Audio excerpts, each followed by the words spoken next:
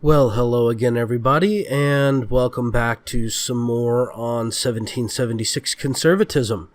And today's topic is going to be for you and I and all of those people out there that are staunch constitutional conservatives and like to be conservative about most of our daily life. And that is the discussion of composting over wasteful disposal of your waste in your kitchen. Now, I know, you're going to be like, oh, but that sounds like that woolly hippie thinking. Well, step back for a second. Think about this. So you peel your carrots. You cut up and quarter your potatoes for your stew or your soup or whatever. You cut out some spots and cut up and peel your turnips. You cut up your radishes, but you leave the tops off. You cut up your greens, but you take out the bad spots. Well, what do you do with those things that you're not actually consuming? Well, a lot of times you're throwing them away, or they're going down the garbage disposal, or they're just generally being disposed of. Well, this is wasteful of us. Realistically, think about it. You paid for that material. And yeah, it went bad, or it's not something you want to eat, but that doesn't mean you can't get a use from it in another way. And so instead of throwing it away and wasting that material that you paid for, and yeah, I know we're talking pennies here in some cases, or even less, but once it becomes a habit, you find it's very easy to keep up with. I'll give you a case in point here. I brew. That's right, I make my own beer from scratch. Well, so what are one of the things that I have to do that? Well, I have to use a lot of barley.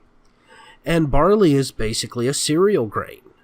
And so I sit there and I mash my barley and I lauter it out and I wash all these sugars out of this barley into this water to make beer.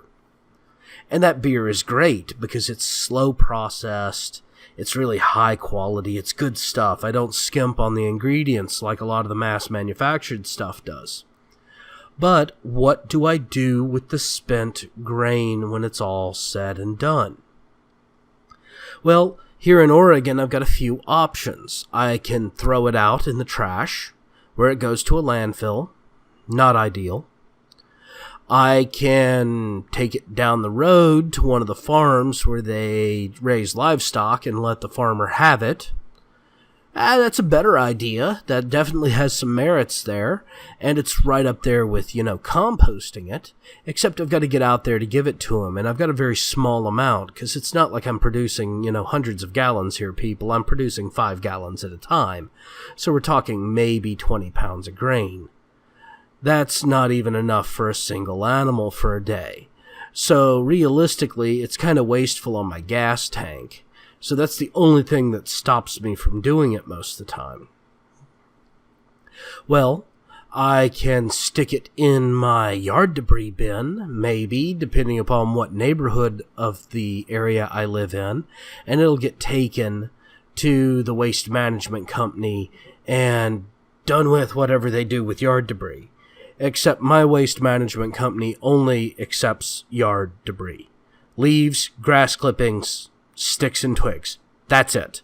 Anything else, if it's in the yard debris bin, will get you fined. That's right, you heard me. Fined. As in a ticket written and processed at my home. That's not exactly the ideal situation. So there goes getting rid of my spent grains in the yard disposal bin completely and utterly out the window. Well, so then we come down to the final solution. The final solution is composting them.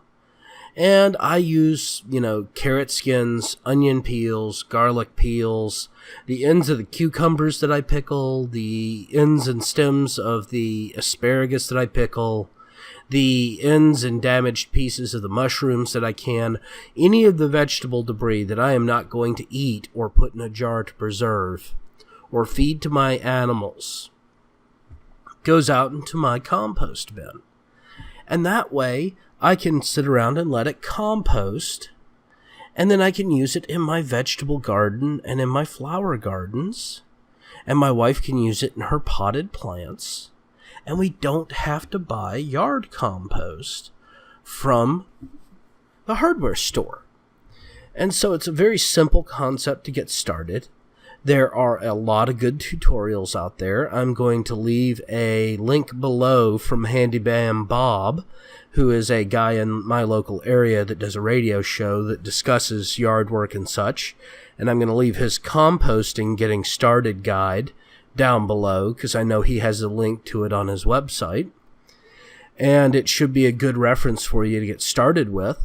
But it's something that you should consider if you are a conservative and you are looking at what can you do that will help you have a more fulfilling, substantial life and reduce on the waste in your household. This is a very simple task that you can do that makes your house more efficient, gives you better quality products out of your garden and your flower beds, and realistically doesn't cost you a dime because you're already going to be eating those vegetables.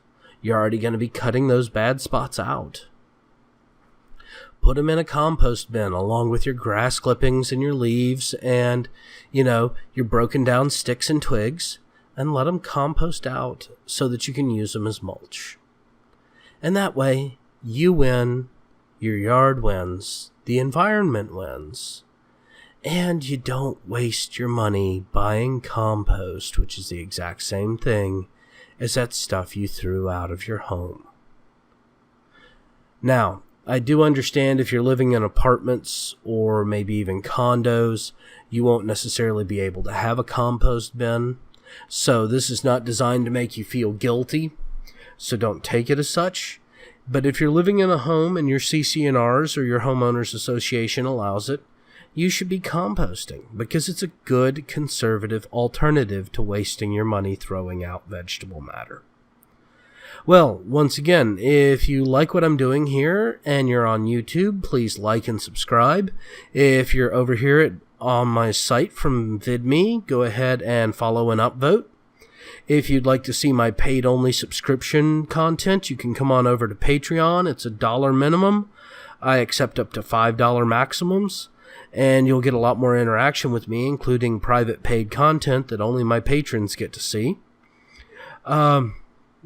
If you'd rather get in touch with me and discuss and debate this in more detail, come on over to minds.com and you can meet me there. Remember, wherever you find me, it's .com/Veteran Mountain Man or vidme.com/Veteran Mountain Man for those of you on VidMe. Thank you all again and have yourselves a great day.